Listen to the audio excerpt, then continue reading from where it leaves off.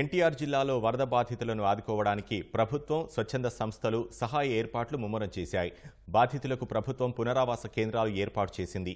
అవనిగడ్డ ప్రభుత్వ బాలికల high school, రామచంద్రపురంలోని Diviseema polytechnic కళాశాలల్లో ఏర్పాటు చేసిన పునరావాస కేంద్రాలను టీడీపీ నేత మండలి వెంకట్రాం పరిశీలించారు.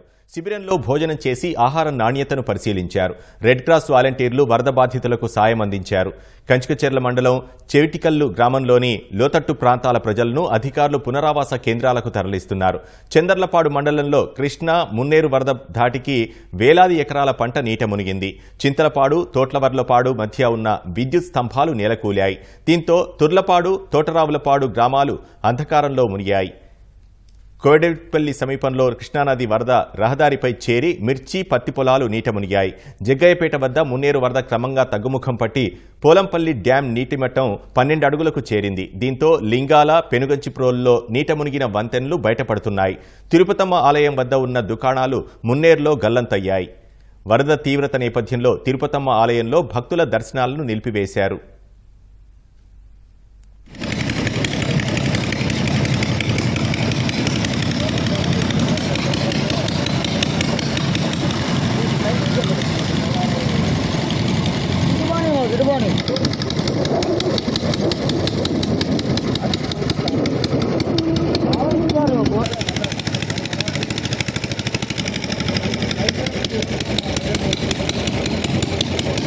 అంతా నిద్రపోవాలా నేను మరి లొండారా పోయారా చూసే పని లేదా మమ్మల్ని రాత్రి అంతా ఫోన్లు చేస్తా